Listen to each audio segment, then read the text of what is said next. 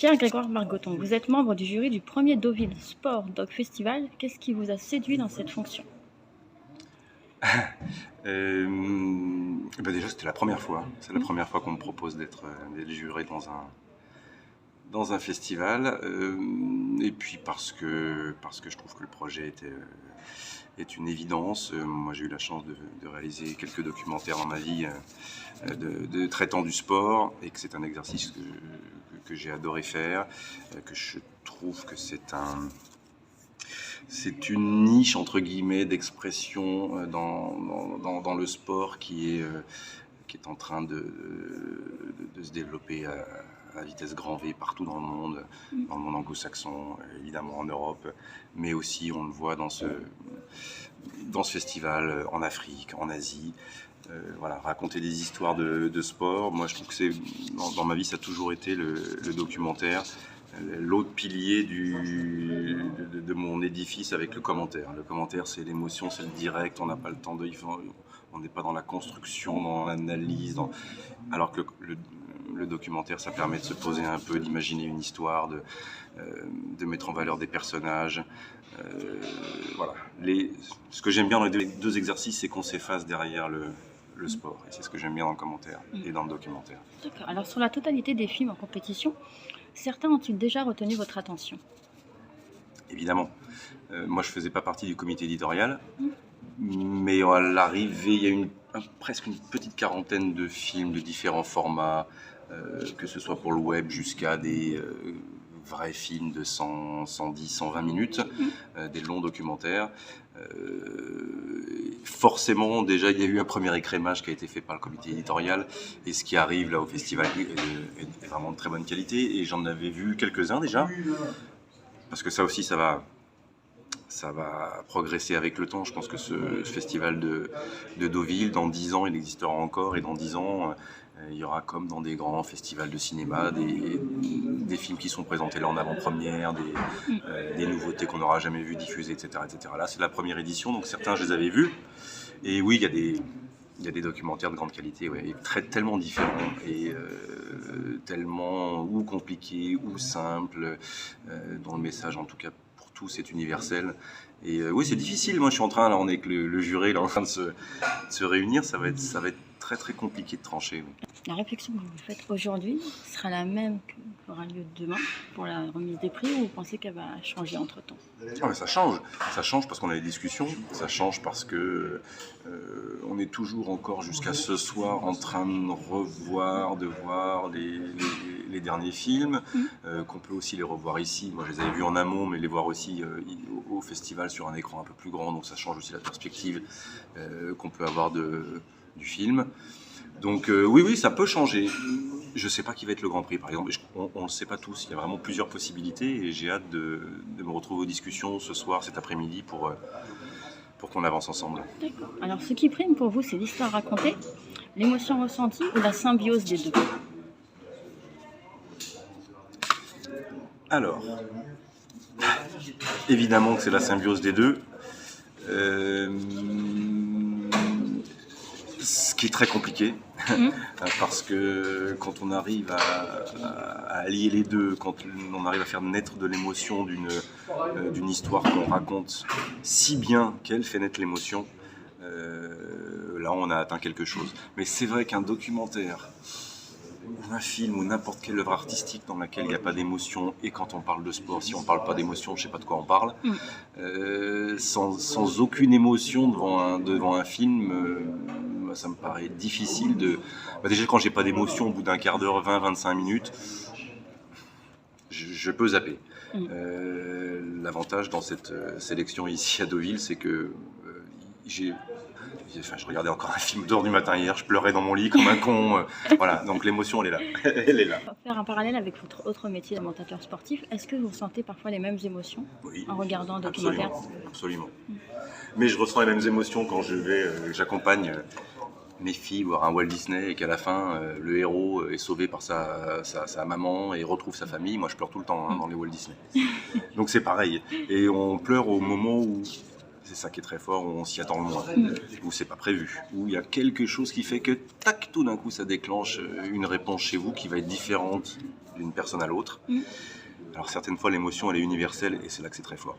C'est quand tout le monde est touché par quelque chose au même moment, c'est là que le sport touche quelque chose de beaucoup plus grand que lui-même. C'est vrai, là, je pense à France 98 ou 2018. Par exemple, il y en a des exemples, il y en a plein. Oui. Monsieur Stéphane Meunier est le président de cette première édition du Deauville Sport Doc Festival. Et il est notamment connu pour son documentaire Les yeux dans les bleus. Et vous aussi, vous avez réalisé un documentaire autour du premier sac de l'équipe de France, c'est 98 secrets d'une victoire. Alors, au-delà de raconter une belle aventure humaine, le documentaire sportif permettait de préserver l'histoire et la mémoire collective intergénérationnelle. Ah oui, c'est évident. Bien sûr que c'est évident. Et que c'est quelque chose qu'on a du mal à faire en France en plus. On n'est pas, à la différence des anglo-saxons, ou même des Espagnols, des Italiens, des grands pays de football, on est encore très très loin de cette transmission générationnelle, de ce côté patrimonial du sport et du football en France. Ça commence à arriver, parce que plusieurs générations de caractères forts, de grandes aventures humaines, ou de victoires ou de défaites se sont succédées, donc ça commence à se mettre en place, mais c'est effectivement différent entre la France et les autres pays. Donc il y a, oui, la transmission qui se fait dans les familles, qui se fait chez les amis, voilà, et un film, un documentaire peut permettre ça. J'imagine qu'aujourd'hui, un papa ou une maman qui veut montrer à son enfant de 7-8 ans ce qu'a été 98, aujourd'hui peut lui montrer évidemment Les yeux dans les bleus. Regarde, voilà comment ils l'ont vécu. Et je pense que n'importe quel gamin de 8 ans va être passionné par Les yeux dans les bleus, et peut lui montrer aussi celui que j'avais fait, qui est un peu, voilà, celui qui permet un peu le recul par rapport à cet événement, en écoutant les acteurs, quand ils sont plus vieux, quand ils ont eu le temps de réfléchir à ce qu'ils ont fait, de la portée de leur exploit. Voilà, les deux se complètent bien, et à l'arrivée, autour de 98, je trouve que Les yeux dans les bleus est, à ma petite échelle, le film qu'on avait pu faire, voilà, raconte bien ce qu'a pu être ce moment pour l'équipe de France et pour le pays. Et puis le choix de le diffuser à quelques heures du premier match de l'équipe de France en Coupe du Monde 2018, c'était aussi très émouvant. Il y avait les 20 ans, c'était 20 ans, ça fonctionnait bien, c'était un moment où enfin, et c'était pour la première fois, tous ceux qui avaient participé étaient d'accord pour témoigner, même si ça n'a pas été facile de faire témoigner Aimé Jacquet par exemple, et d'autres. Mais voilà, il y avait 20 ans, il y avait le recul, et c'était un bon moment. Je ne sais pas si ça a inspiré les Bleus pour 2018, mais en tout cas, ils ont bien répondu à l'appel de ceux de 98. Commenter, c'est raconter une histoire qui se déroule en direct. Alors, quel est le scénario le plus incroyable que vous avez relaté? S'il est possible de faire une petite sélection. Il y en a plein. Il y en a plein. Les scénarios les plus incroyables, c'est les retournements de situation, c'est l'arrivée tout d'un coup de quelque chose d'inattendu, et plus on l'a attendu, plus c'est fort. Bien sûr, c'est la finale de la Coupe du Monde 2018, mais bon, j'en ai vécu plein des matchs où ça peut commencer très, très fort, très tôt, et durer 90 minutes, comme le 5-5 entre Lyon et Marseille, en 2009, si mes souvenirs sont bons. Et puis ça peut être une souffrance absolue pendant 60-70 minutes, de rien, de c'est horrible le football, qu'est-ce qu'on s'embête, mais qu'est-ce qu'ils font, et tout d'un coup, il y a une petite baguette magique qui se pose sur le stade, et on bascule. Voilà, et on bascule, et pendant quelques minutes, on quitte totalement, enfin chacun quitte totalement sa réalité. C'est vraiment le sport, oui, mais le foot, je ne sais pas si c'est la façon dont ce sport est organisé, la durée des matchs, le lieu, l'unité de temps d'action, la simplicité de tout ça, mais le foot a une très, très, très, très forte puissance dans ces moments-là. Je regardais tout à l'heure un des docs qui est présenté au Deauville Sport Festival, qui s'appelle Notre âme, Nuestra Alma en argentin, qui raconte l'amour du peuple argentin pour le football. Je connais pas mal d'Argentins, Omar Da Fonseca entre autres, donc les Argentins, je suis aussi allé en Argentine, je sais comment ils vivent le foot. D'ailleurs, vous êtes fan de Fernando Redondo. Oui, mais voilà, il y a quelque chose qui fait que pendant quelques heures, le sport, le foot encore un peu plus, parce qu'il est capable d'aller chercher toute une société d'un coup. Il y avait quand même 30 millions de personnes devant la télévision pour France-Argentine, et j'imagine même pas en Argentine. Donc voilà, il y a cette force qui fait, alors certains détestent en France, on aime bien détester ça, ouais mais c'est un mensonge, c'est l'opium du peuple, etc. etc. C'est pas la réalité. Non, c'est pas la réalité. Un match de foot comme celui-ci, c'est une réalité qui fait du bien à la réalité. Je sais pas si je me comprends, mais c'est très rare et c'est la grande puissance du sport et du football. Alors, vous avez la particularité de commenter différentes compétitions sportives, football, handball et même athlétisme. Quels sont pour le moment vos meilleurs souvenirs à l'antenne? Parce que c'est important aussi, votre vécu, passant de Canal+, à TF1, où il y avait la Ligue des Champions. J'aurais pas de meilleurs souvenirs en fait. À chaque fois, cette question, je réponds souvent les Jeux Olympiques de Pékin et le commentaire de l'athlétisme que j'avais fait à Pékin pour Canal+, en 2008. Mais en fait, si c'est le meilleur souvenir pour moi, c'est que c'est pas simplement parce que c'était un grand événement, parce que c'était une magnifique aventure de travail et de potes, quoi. Voilà. Je garderai toujours en souvenir la semaine qu'on a passée dans ce stade olympique avec Jean Galfione, avec tous ceux qui sont venus au micro, avec Renaud Longuèvre qui était aussi consultant, avec Marc Maury qui était aux interviews. Voilà, cette sensation que pendant une semaine, c'est un peu comme cet arrêt du temps que peut provoquer un but dans un match de foot. Moi, le temps il s'est arrêté quelques jours avant et il a repris quelques jours après ce moment de Pékin. Alors, pendant 10 jours, j'ai été dans un truc de travail, de bonheur et de sensation de bien travailler et de se trouver à un endroit incroyable. Alors après, oui, il y avait Bolt, mais c'est l'ensemble qui fait que c'est pas un meilleur souvenir, c'est tout un ensemble. J'ai pas de meilleurs souvenirs. J'ai que des bons souvenirs. C'est bien, c'est un plus. Justement, dans l'avenir, vous aimeriez commenter d'autres disciplines sportives? J'ai que des bons souvenirs et aucun regret de rien et aucune. C'est important aussi de le rien, souligner. De regret de rien. J'ai tellement eu la chance de faire tellement de choses différentes, de commentaires, de documentaires, de petites émissions, de voyages. Voilà, je mesure le bonheur de pouvoir faire ce que je fais. Et je sais le bonheur quand je vois Alexandre Pasteur qui va commenter le Tour de France et les Jeux Olympiques en athlétisme pour France Télé, quand je vois Hervé Matou qui effectivement fait plein de choses. Voilà, on a quelques-uns à avoir des postes absolument honteux de bonheur. Mais en même temps, il en faut des personnes qui nous font rêver aussi. C'est important. Si vous parlez des journalistes, Oui, vous pensez que les journalistes font rêver les gens? Je ne crois pas. Les journalistes sont faits pour... Je parle des commentateurs sportifs aussi, qui nous transportent dans un voyage. C'est pas eux qui vous font rêver, c'est ceux qui sont sur le terrain qui vous font rêver. Oui, mais vous décrivez l'action aussi. Il faut savoir leur raconter l'action. C'est la musique. C'est la musique. C'est vrai que la musique dans un film, ça peut être important, mais c'est juste la petite musique.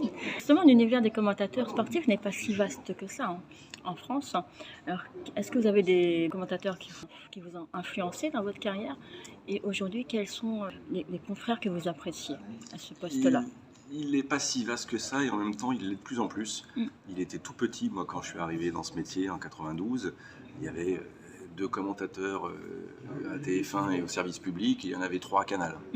On avait vite fait le tour, et encore, il y avait Thierry Gilardi, un peu Pierre Sled, et c'est tout. Aujourd'hui, voilà, tous les week-ends, vous avez, entre le vendredi soir et le lundi soir, vous avez 50 matchs que vous pouvez regarder à la télé qui sont commentés par des commentateurs français, sur des chaînes françaises. Donc le marché est grand, ce qui est une bonne nouvelle pour ceux qui aspirent à faire cette profession. Le marché est grand et... Alors, ce qui est une moins bonne nouvelle pour ceux qui aspirent à le faire en se disant que c'est facile, il est de plus en plus encombré ce marché par des gens de qualité. Et il va être, je l'espère, un jour encombré par des femmes de qualité, petit à petit. Parce que ça aussi, on en reparlera, j'imagine. Mais il y a de plus en plus de place et je m'en ferai la même interview dans 15 ans. Avec plaisir. Et je pense que vous la ferez avec une femme, en tout cas je l'espère. Ça serait une belle évolution. Mais pour Je revenir ne serais pas devenu une femme, hein, je vous rassure. Mais j'espère que j'espère, et il y en a déjà un tout petit peu, je pense à Candice Roland, et puis il y en aura d'autres. Mais ça sera la vraie évolution du commentaire de football. C'est vrai. Mais pour revenir sur l'importance du commentaire, parfois aussi on peut regarder un match par rapport à la personne qui commente aussi, parce que c'est aussi une voix, c'est une façon de raconter, une manière de... Vous ne regardez pas un match par rapport à la personne qui commente. Vous vous dites, au bout d'un moment, si vous avez des affinités avec l'un ou l'autre des commentateurs, vous vous dites « Oh, je suis content que ce match soit commenté par lui parce que lui, je l'aime bien. Ou « Bon, allez, évidemment que je vais le voir ce match, mais lui, il m'énerve ou j'aime pas sa voix. » Mais le match, vous le regardez quand même. Oui, on le regarde, mais on match, a vous quand même le une regardez petite quand même. préférence aussi parfois. Oui. Si on a le peut-être. choix entre deux médias, on peut avoir une préférence pour Peut-être. une certaine C'est type bien de d'avoir le voix. choix. Oui, c'est vrai, c'est une qualité en plus. Bon, en tout cas, pour l'Euro, on aura le choix. C'est vrai. D'ailleurs, TF1 diffusera du 14 juin à 14 juillet 12 des meilleures affiches de l'Euro. Pour vous, la France sera favorite? Oui. Ouais. Ça va devenir une lapalissade. Hein. La France, c'est devenu une lapalissade. Aujourd'hui, la France, dans n'importe quel tournoi, lorsqu'elle le débute, elle fait partie des nations qui peuvent prétendre évidemment au dernier carré. J'adore cette expression, dernier carré. On va en faire un titre d'émission, ça, dernier carré. Et à la victoire finale. Mais voilà, il n'y a rien qui peut. Il n'y a rien qui est sûr, évidemment. Et ce qui est bien, c'est que face aux Bleus, il y a des pays qui progressent, qui sont peut-être même du même niveau ou plus fort aujourd'hui au mois d'avril que la France. Et que ça sera compliqué. C'est jamais facile. Et c'est pour ça que quand ça fonctionne, c'est si beau. C'est vrai. Et par rapport au pays hôte, l'Allemagne, sur le dernier match contre l'équipe de France, je pensais que ça les a boostés de gagner. Alors moi, je ne suis pas victime de l'isarasisme, cette maladie qui veut que l'Allemagne soit un grand pays. J'ai toujours adoré le foot allemand, suivi le foot allemand, jamais enterré le foot allemand. Et je suis persuadé que les Allemands feront quelque chose à leur Euro. Je crois qu'ils ont touché le fond. Ça a été long, hein. À l'échelle de l'Allemagne, c'est même presque inédit. Une telle période de souffrance, d'absence de résultats. Et ils ont assez de matériel humain pour faire quelque chose en qualité. Ils n'en ont pas moins que le top 6 européen. Et ils seront dans un pays qui, à nouveau, s'est rabiboché avec son équipe nationale, qui a à nouveau envie de vibrer derrière son équipe nationale, ce qui n'était plus le cas depuis quelques années en Allemagne. Donc ça va être magnifique, c'est sûr. Et si les Allemands débutent bien leur tournoi, ils iront. J'espère qu'ils iront loin, parce qu'un tournoi avec le pays qui accueille son équipe va loin, c'est plus le même tournoi. Moi, je mets pas une pièce, ça veut rien dire sur l'Allemagne, mais ils seront présents, les Allemands. Du coup, ça me fait penser aussi à l'équipe de France en 2006, au retour de Zidane, par rapport au retour de Toni Kroos. Il y a plein de choses. Je pense qu'ils font les choses à l'endroit, les Allemands. Ils ont mis du temps avant de se remettre à l'endroit. J'étais pas sûr de Nagelsmann, on va voir. Ce qui est sûr, c'est que pour l'instant, il fait des trucs auxquels je ne m'attendais pas. Je pensais qu'il partirait dans tous les sens. Et en fait, je crois qu'il est arrivé, et sur ce que j'ai vu là, des matchs contre les Pays-Bas et contre la France, des choses toutes simples. Il a remis un truc tout simple en place. Moi, j'ai eu le France-Allemagne, alors qui était un match amical, et moi, je ne juge pas les Bleus sur ce match-là. En revanche, je juge l'Allemagne, et j'ai compris ce qu'ils voulaient faire. Et ça faisait très longtemps que je ne comprenais plus ce que voulaient faire les Allemands. Kroos y participe, mais oui, c'est un ensemble. Et ce que j'ai senti aussi, c'est que il n'y a pas besoin d'être de grands amis pour réaliser de grandes choses. Il y a des équipes d'Allemagne qui ont été championnes du monde avec des ambiances à l'intérieur de l'équipe absolument horribles. Mais je sens qu'il y a quelque chose qui est pas mal au niveau collectif chez les Allemands aussi dans l'état d'esprit. Donc voilà. Alors, comme durant la Coupe du Monde 2018, allez-vous suivre l'équipe de France pour un nouveau film documentaire? Non. Enfin, pas prévu pour l'instant? Je ne sais pas ce qui est prévu. C'est important de poser la question. Je ne sais pas ce qui est prévu, on verra, mais bon, en général, les films, c'est pas qu'ils ont l'intérêt ou pas l'intérêt, mais les deals se font avec la Fédé, avec l'équipe de France, qu'en cas de finale ou de victoire. Donc il faut attendre aussi le parcours qui va être réalisé par les Bleus. Mais bon, pour l'instant, il n'y a pas grand-chose de prévu. On ne se rend pas encore compte, mais on va être pris dans un tourbillon de sport en France cet été. Roland Garros, chassé par l'Euro, chassé par le Tour, chassé par les JO, qu'on n'aura même pas le temps de... Ce que j'espère, en revanche. Et j'en parlais avec Tony Stanguet l'autre jour et avec tous ceux qui sont à 1000% sur l'histoire JO et sur Paris 2024. Si les Bleus sont champions d'Europe, le 14 juillet à Berlin, jour de fête nationale française, ça aura des conséquences très positives pour la suite. Je ne suis pas sûr qu'un Français gagnera le Tour de France. En revanche, pour les Jeux Olympiques, pour l'ambiance globale dans le pays par rapport à l'arrivée des Jeux, etc., ça peut être une belle manière d'accueillir terrible. Oui. Ouais. Belle manière d'accueillir les Jeux. Alors, petit aparté, comment est née la passion pour le journalisme? Parce que c'est important, ça aussi. Comme je crois que j'arrivais pas à me fixer quand j'étais gosse, et que je faisais 50 trucs en même temps, et que surtout je m'intéressais à 50 trucs différents, choses totalement sans intérêt et pourtant qui m'intéressaient, j'ai dû me dire au bout d'un moment que journaliste c'était pas mal pour s'intéresser à plein de choses, et pour pouvoir faire plein de choses. Je voulais voyager aussi, et c'était pas mal pour voyager aussi peut-être le journalisme. Non, en fait c'est venu très clairement... C'est quelque chose qui m'intéressait, j'imagine. Je lisais les journaux, j'écoutais la radio quand j'étais gosse, je regardais le journal de 20h, etc. Donc l'actualité m'intéressait. Et un jour, quand j'étais en première, dans mon lycée à Lyon, un journaliste est venu présenter son métier. Il y avait une soirée où plein de professionnels venaient présenter leur profession aux lycéens, dont j'étais. Et moi, je suis arrivé dans la salle du journaliste, qui était un journaliste d'Europe 1 Lyon à l'époque, qui s'appelle toujours Jean-Bernard Cadier, qui a été longtemps correspondant de BFM TV à Washington, qui est un très grand journaliste qui vient de prendre sa retraite. Là, il avait peut-être 30 ans, c'était il y a longtemps, même pas 30 ans. Et je l'avais trouvé absolument génial. Il racontait son métier, je pense que lui m'a vraiment donné envie. La graine, elle était plantée ce soir-là, dans mon esprit. C'est un beau déclic, en tout cas. You're Never Walk Alone, est-ce l'hymne d'un club ou de deux, ou celui de tous les supporters qui aiment leur équipe et leurs joueurs? Vous êtes fan de Liverpool.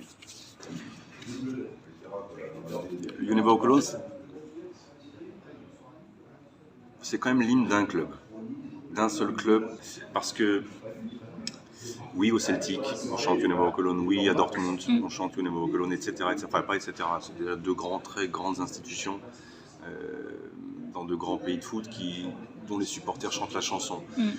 Il n'empêche, c'est une chanson au départ d'un groupe qui s'appelle Jerry and the Pacemakers, qui vient de Liverpool. C'est quand même bien lié à Liverpool, je suis désolé. Alors, j'ai honte de le dire, moi, le plus beau You Never Walk Alone que j'ai entendu de ma vie, c'était à Celtic Park. Donc, c'était à Glasgow, avec des supporters en vert. C'était incroyable. Il n'empêche que, c'est pas parce que je suis supporter de Liverpool, You Never Walk Alone, c'est Liverpool. Et puis, c'est tout. Mais elle est tellement belle, cette chanson. J'en veux évidemment pas aux fans du Celtic, à ceux du Borussia Dortmund, d'utiliser ces frissons-là. C'est vrai que c'est un bel hymne pour tous les supporters.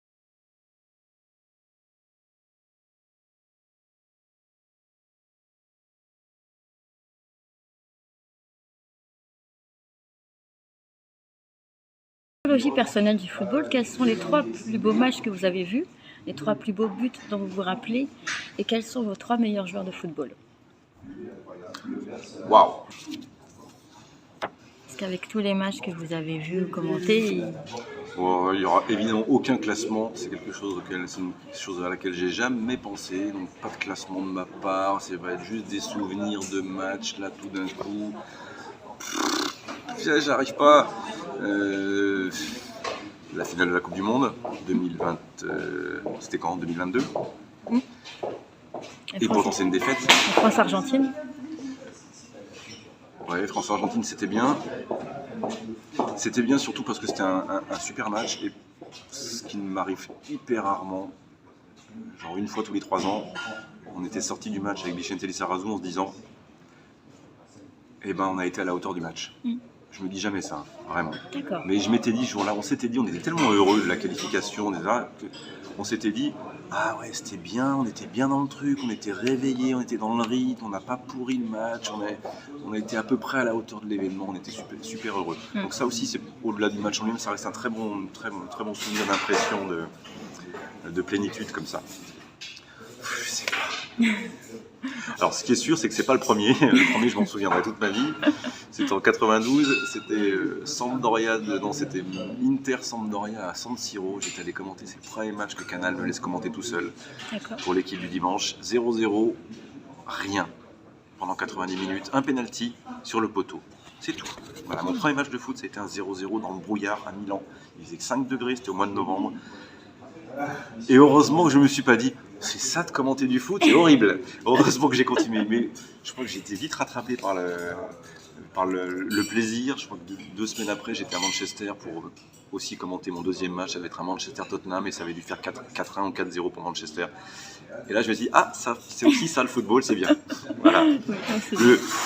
Après, voilà, les matchs, il y en a eu tellement. Des joueurs, c'est ça? Oh, les buts. Des buts, Des buts. c'est important, ça aussi.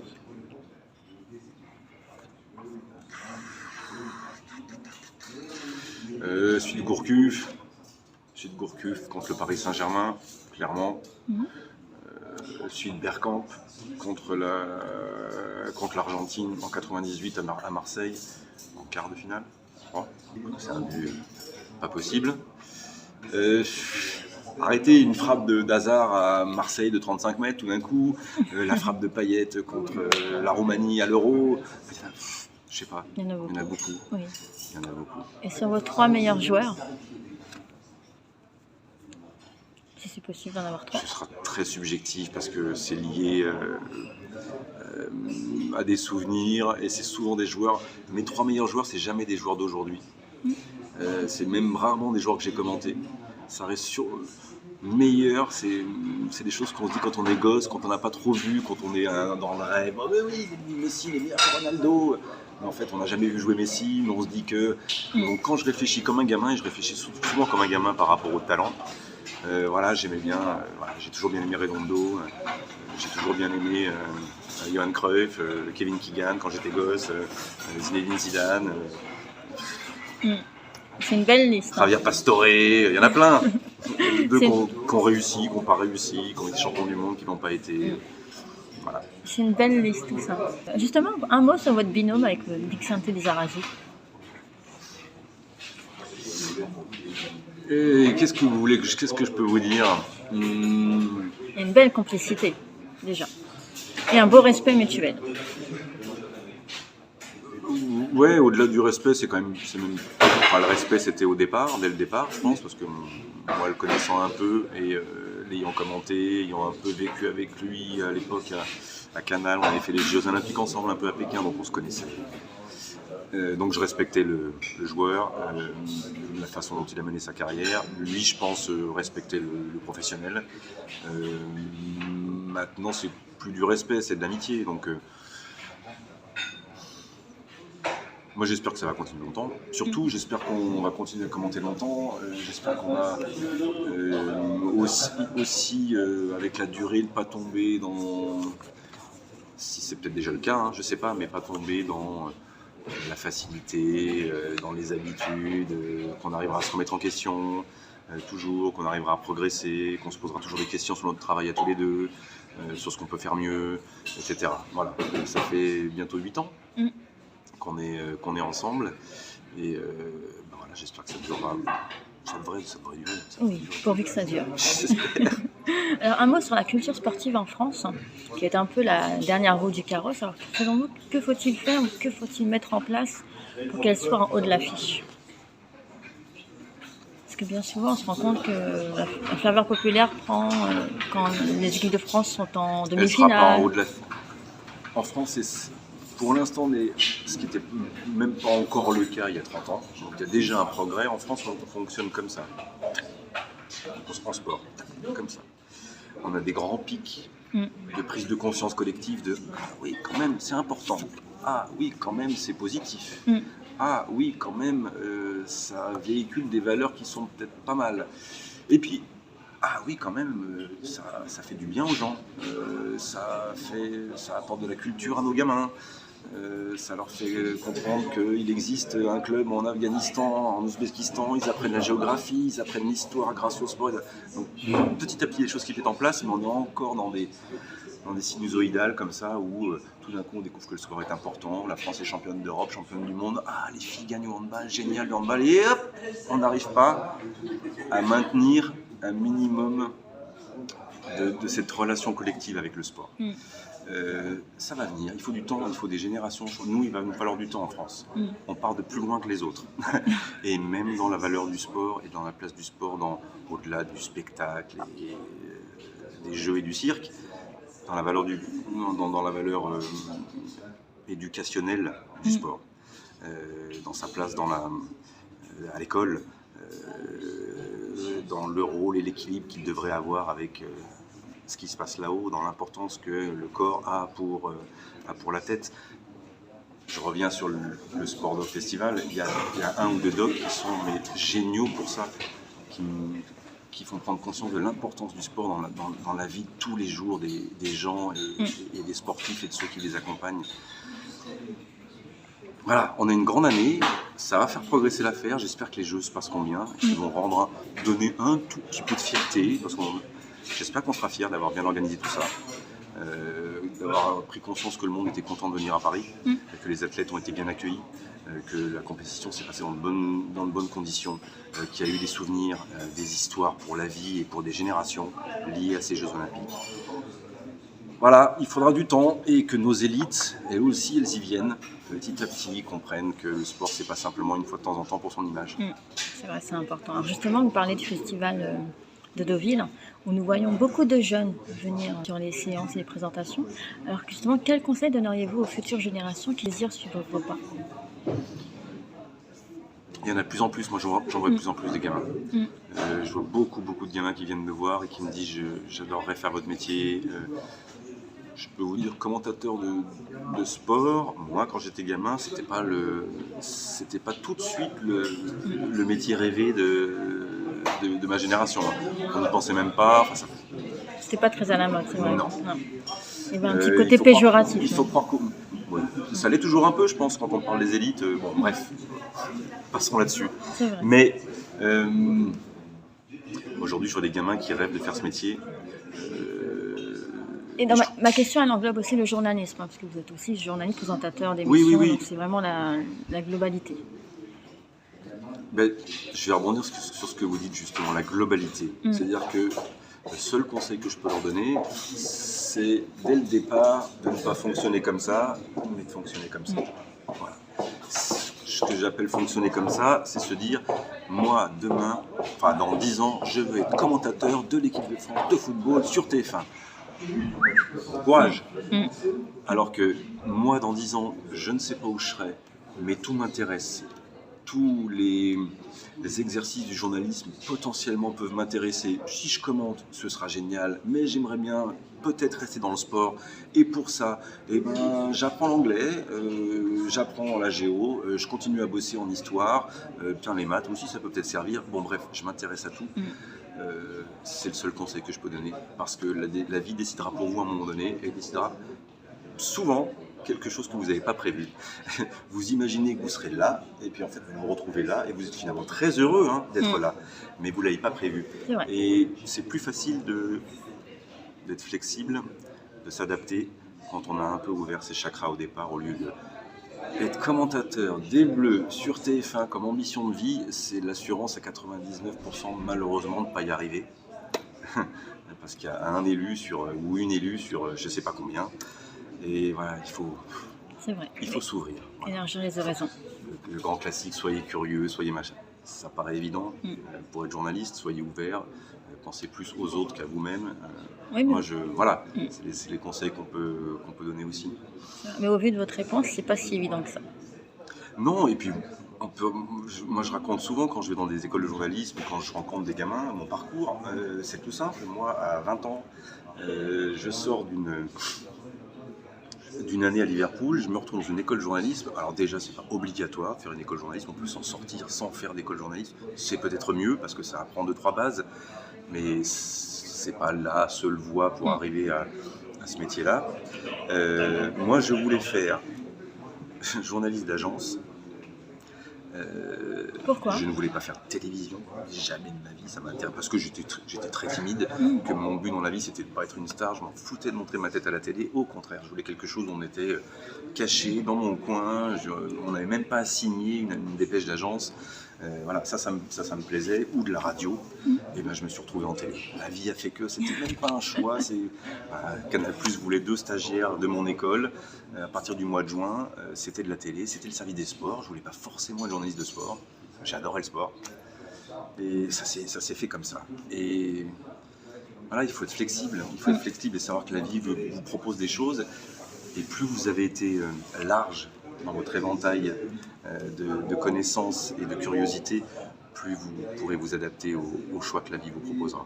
C'est un beau témoignage, c'est un très beau conseil pour les futures générations. Merci pour cette authenticité. Vous êtes donc membre du jury. Alors, sur l'ensemble des personnalités conviées, est-ce qu'il y a des personnalités que vous souhaitez rencontrer, qui vous ont touché, qui vous donnent envie d'aller vers eux pour en savoir plus sur leur vision du sport, leur vision de la réalisation aussi? Tout se rejoint dans ce festival de Deauville Sport Doc. Mais malheureusement, on ne peut pas tout voir. Hein. J'essaie d'aller revoir parce que voilà, on est plus pris là, pendant les 2 jours par nos réunions de bon, alors vous avez tout vu, ok, dans cette catégorie, qu'est-ce qu'on fait? Donc ça prend du temps, heureusement, parce que ça doit prendre du temps si on veut respecter le travail des gens. C'est vrai. Donc j'ai pas tout vu. Je vous avoue, je me laisse porter par l'événement. Je me balade à droite, à gauche, entre ma chambre, les salles de diffusion, puis tiens, mais t'es là, toi, des gens que je trouve sur des gens que j'avais pas vus depuis 20 ans, d'autres que je rencontre, d'autres qui sont pas forcément liés au milieu du sport. Encore une fois, je me laisse guider. J'ai envie de rencontrer absolument Myriam Ben Salah. Elle est là, je vais aller la voir. Ça, c'est vrai. Mais non, voilà, je me laisse guider. Et en général, la vie, elle propose des choses sympas. J'ai rencontré plein de gens sympas depuis 2 jours. Vous, par exemple. C'est gentil, merci. C'est réciproque. C'est vrai que la vie, c'est ça aussi. C'est une aventure humaine et c'est des rencontres. Comment définiriez-vous ce festival? En un mot? En un mot? Ou en une phrase?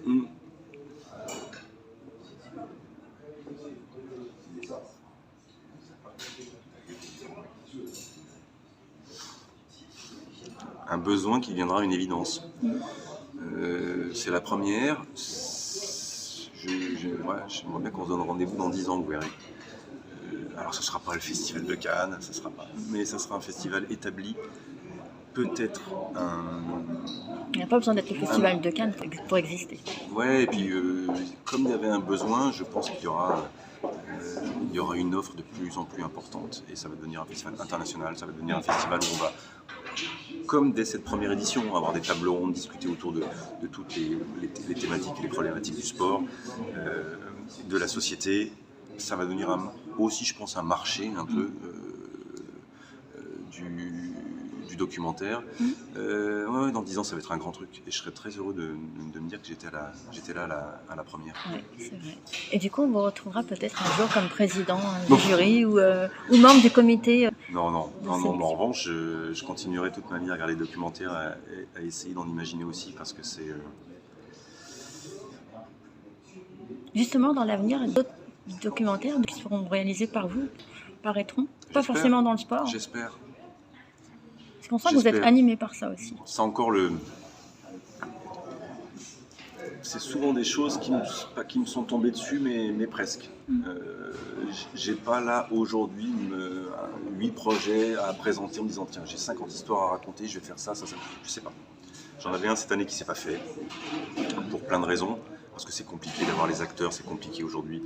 Quand on veut faire des documentaires autour de gens qui sont très connus, d'avoir accès à eux tout simplement, même quand on s'appelle TF1, même quand on s'appelle ce que vous voulez.